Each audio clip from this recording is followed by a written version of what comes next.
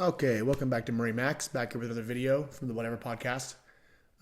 In this one, the description of it is that a cat fight breaks out, emo chick versus an OF thought. Sounded interesting. As usual, I don't watch the videos until I comment on them, so we're seeing this for the first time. Let's see what we got. I have you read this one, please. Maybe if you women. It doesn't say on the screen. Would stop being so judgmental and stop ranking human beings and picking their partners on their net worth with love and respect, the rest will fall in place in lasting relationships. I think most women feel that way, buddy. I mean, not her, but most women do feel that way. I'm not saying that you should pick a man because of his net worth. I'm just saying most women all go for the same 1% of men. And you guys are... I would agree with maybe not 1%, but most women do go for top tier men. You know, there's something called, I think it's called like the alpha paradox, where women can get misconceptions from how men treat women, but it's really just because they're kind of chasing the same men at the top who treat women badly because they know that there's a line of them. And so if they upset 10, 15 women, there's still many other women chasing them. But the regular guys who work at the grocery store or whatever it might be, they treat women better, but they're the ones that get friend zoned because they're not top tier, air quotes top tier. What do you think? All guilty of it. Not true. No. Nobody wants my man, let me tell you that. Broke as fuck when we started dating. He's an incredible man. He's a high value man, but he was never like a wealthy man. He had to work incredibly hard for me to be able to stay home with the kids and all that. You don't have to be wealthy to be a high value man.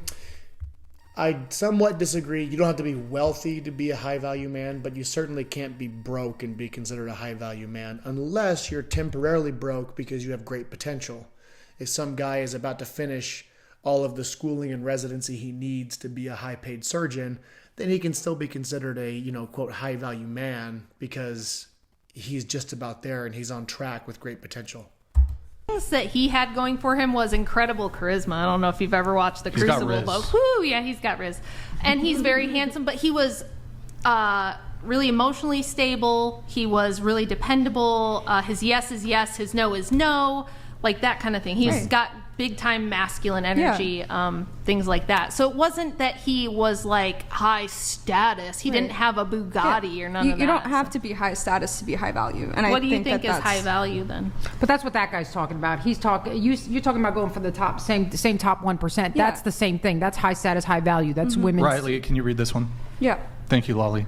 Why are we shaming Blondie for securing a high-value man when Rachel has 2 divorces and Nanny McPhee is expired? I'm Nanny McPhee. You're Nanny McPhee? Yeah. Wait, go ahead. I mean, I don't think she's securing anything like that are securing that same job. It's just who gets pregnant first is the game. But the emo girl came in with the win.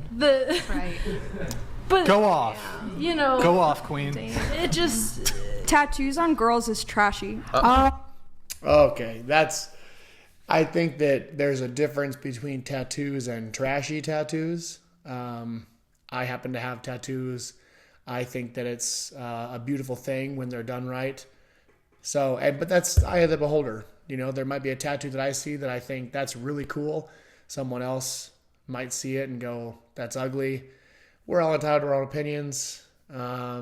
I just think the blanket statement that tattoos are trashy. Some tattoos have great meaning. You know, there's certain, you know, veterans who have tattoos that mean a great deal to them and actually stand for something very important. So to say across the board tattoos are trashy, that's kind of overly judgmental, but everyone's entitled to their own opinion. That's just mine. Let me know what you think in the comments. Oh, come on. We don't need personal attacks.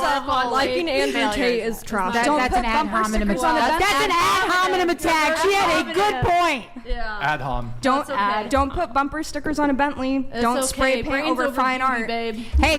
So people say this saying where they say, you know, you don't put a bumper sticker on a Ferrari or you don't put a bumper sticker on a Bentley like she just said.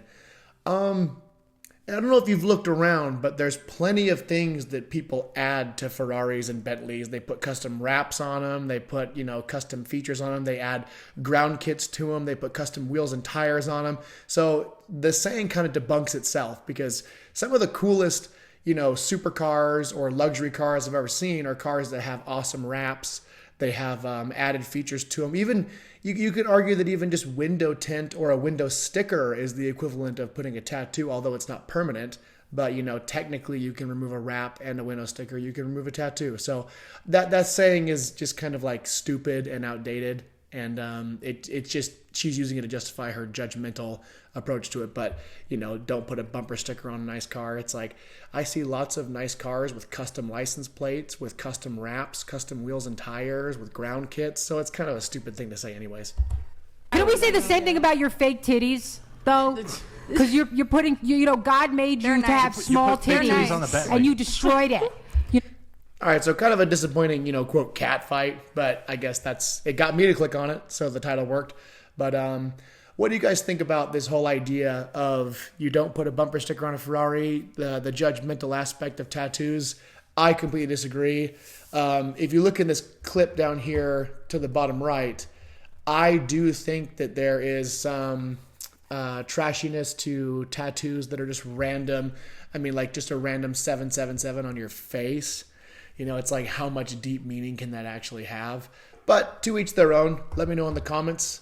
Make sure to hit the like and subscribe. Thanks.